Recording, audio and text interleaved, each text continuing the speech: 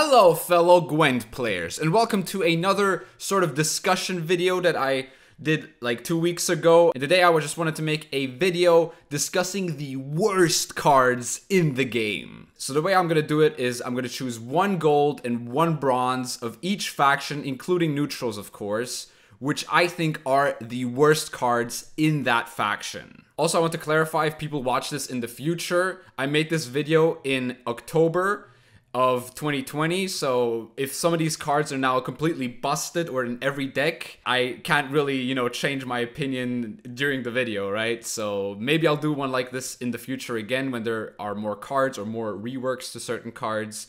And yeah, but for now, this is my list. Now to clarify, this is my opinion. You guys can obviously have a different one, and I would really like to hear your opinions in the comments down below. So yeah, let's just get right to it. We're actually going to start with monsters because the worst card in the game, in my opinion, is a bronze neutral. So look forward to that because I will be talking about that one at the very end of this video. Now monsters has a lot of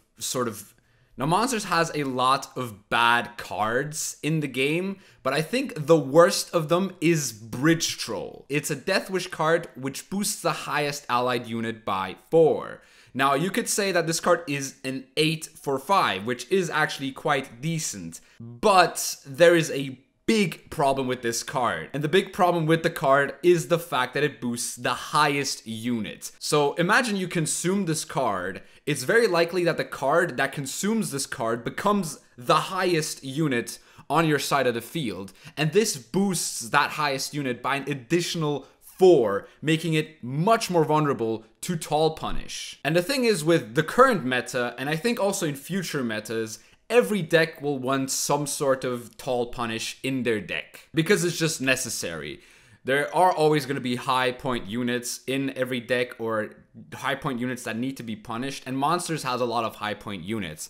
And this is so anti-synergetic. It's such a risky card to play that you just actually never want to play it. I mean, point-wise, this card isn't actually that bad. It's just the anti-synergy and sort of vulnerability it gives to your high point units or your consume units. And there's just better Death Wish cards that you can play instead of this. And those Death Wish cards either go wide or more into a control-oriented way. If this card boosted the lowest allied unit, it would be probably in every Death Wish deck, because then you can consistently pull it off and it doesn't have that high of a risk. But the fact that it boosts the highest allied makes this card absolutely terrible. And the worst gold card in monsters, in my opinion, is Crimson Curse. Spawn Blood Moon on an enemy row for 5 turns, then spawn 2 Ekimaras in the opposite row. Bloodburn at the start of the owner's turn, give a random unit this row bleeding 2. If the unit is already bleeding, damage it by 2 instead. Now this card is super slow. It relies on your opponent not having a Veil card, and it's just so awkward at times. If the random bleeding hits like a low power unit, it might hit it again and damage the low power unit and remove points from the earlier bleeding, right?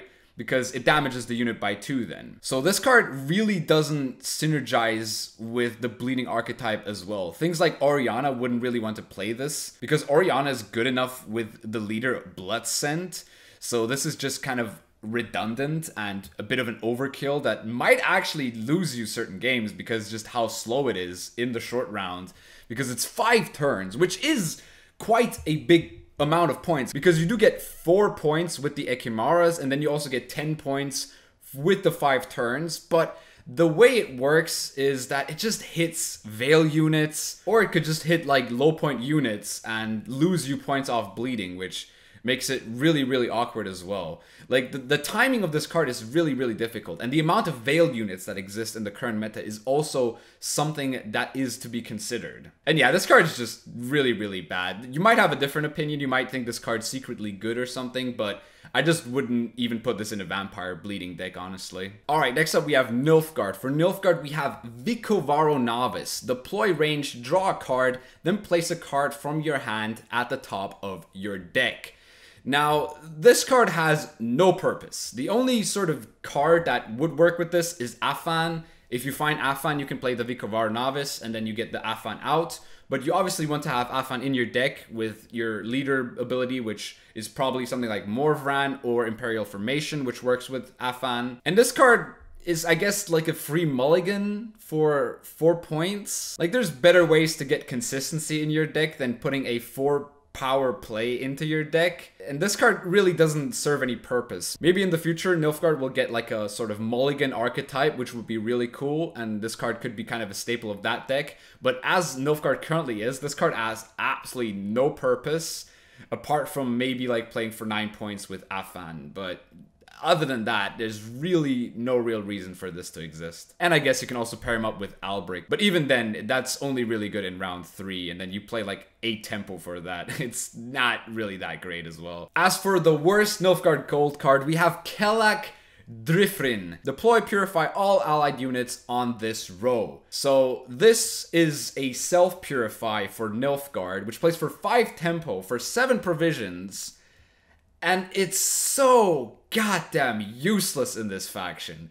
The card doesn't even purify Defender, which would be useful, but then you also have Cupbearer, which is the same provision and the same points, but Cupbearer is also an Assimilate engine, and it can also poison a unit if need be. This card can't do anything that actually synergizes with Nilfgaard. There's no real reason for Nilfgaard to play around locks. So having Kellak in the same provision spot with the same points makes no sense in any possible way, and it's literally probably one of the worst cards in the game because it actually has no synergy with the entire faction and doesn't actually do anything. It doesn't play for points, it doesn't actually play for any efficiency, it's useless. The card is so useless. The only good thing about it is that it is an aristocrat, but who cares? You have good enough aristocrats to sort of cut this out and just add Cupbearer instead. By the way, this is Cupbearer. If you didn't know, he poisons a unit on the melee row and purifies a unit on the range. So basically, it's like a bajillion times better than Kellak. Now we move on to Northern Realms, and the worst bronze card in Northern Realms, in my opinion, is RUNEWORD. Give an allied unit a shield, then give it vitality for 4 turns. So it's a 2 tempo play because you always have to consider the next turn, and it gives you a shield, which synergizes with things like Damned Sorceress or Ragnar, which could be okay. It then plays for like a 6 or a 7 at best. If paired up with Trident, it obviously plays for more, but these are a lot of conditions that have to be met. And there's just better cards that do what this card wants to do for more points or more effectiveness. Like look at CINTRIAN Enchantress, for example, which gives an allied unit vitality for 2 turns, and Bonded gives it vitality for 4 turns instead.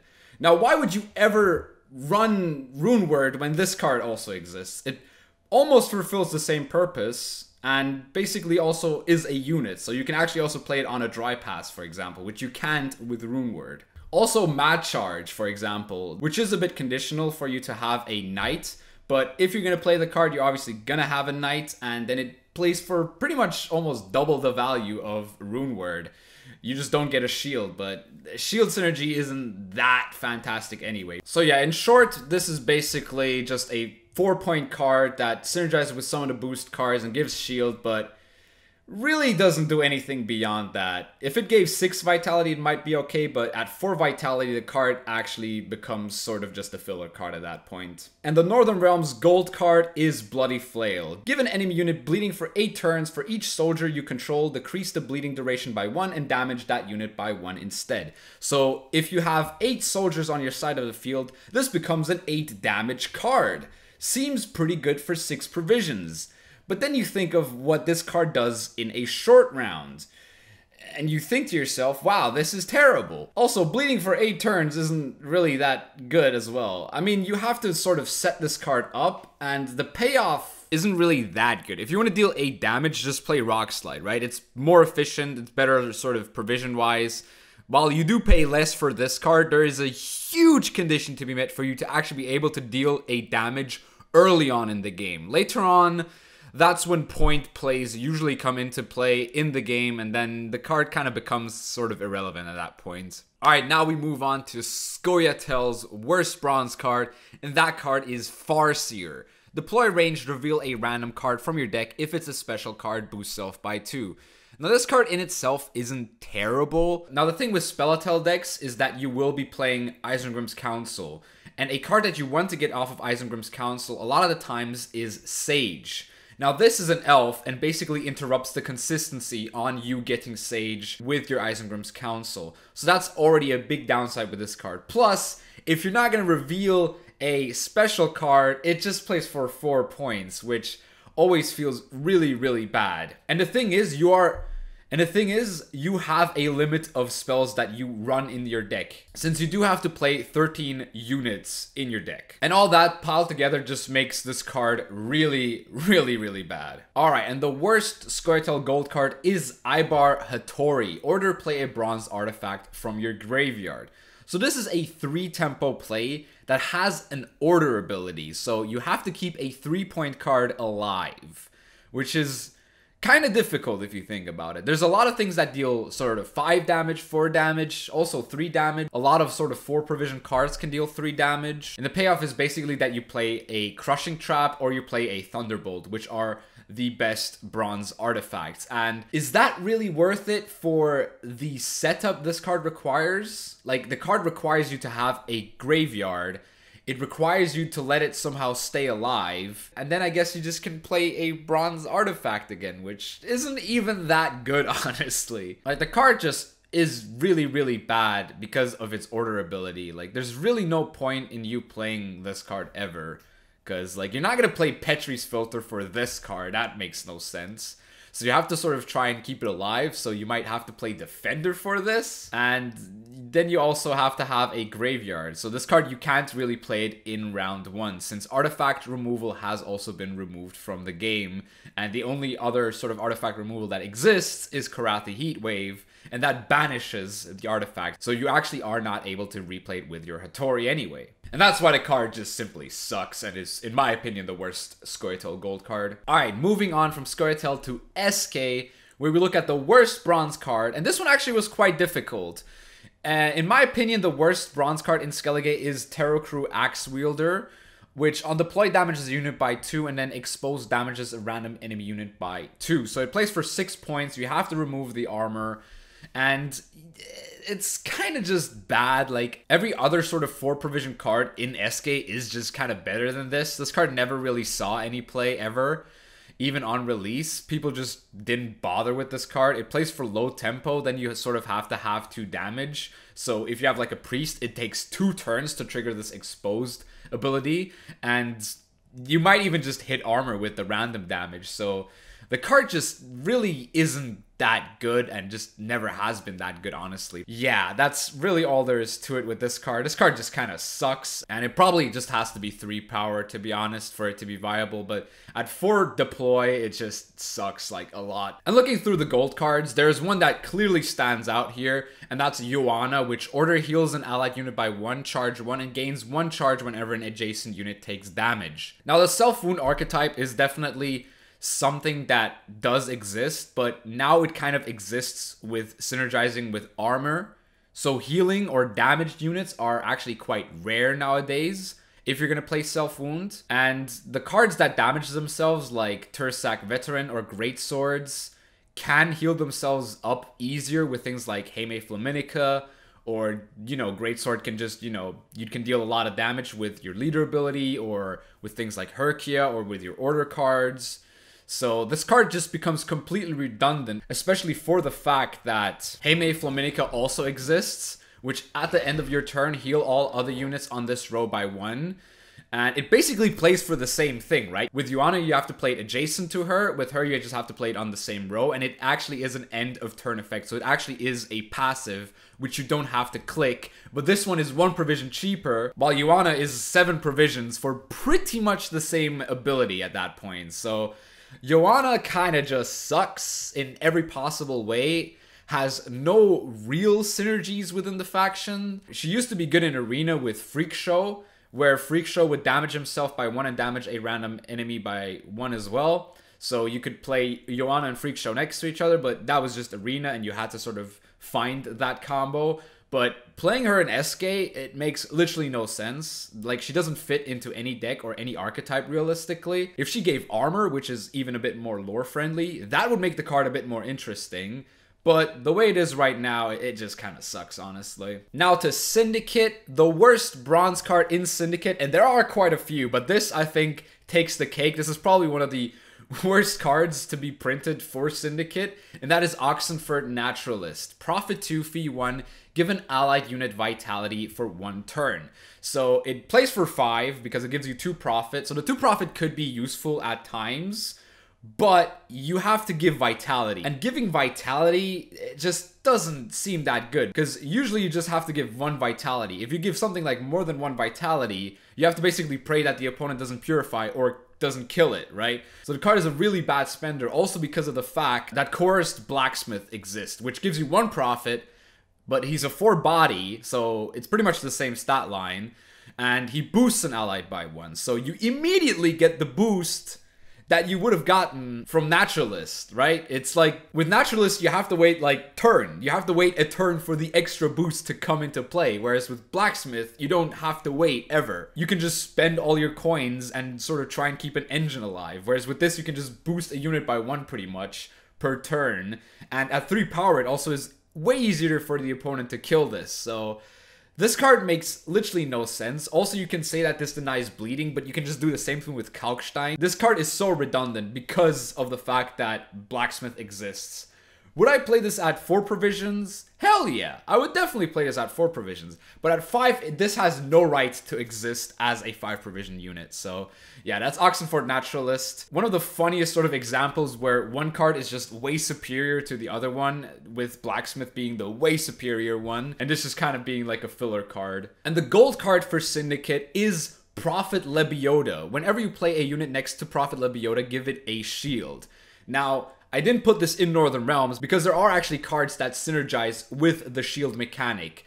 Whereas in Syndicate, this card has no point. I always thought that Insanity has a synergy with shield, where if you give shield to a unit with Insanity, it doesn't actually take the damage. But that doesn't exist. It doesn't work that way. So Prophet LEBIODA actually has no reason to exist in Syndicate. Like, I know the reason why they brought this card out is when they put out the entire Syndicate faction, so they had to print, like, dual faction cards, and this was the one for Northern Realms.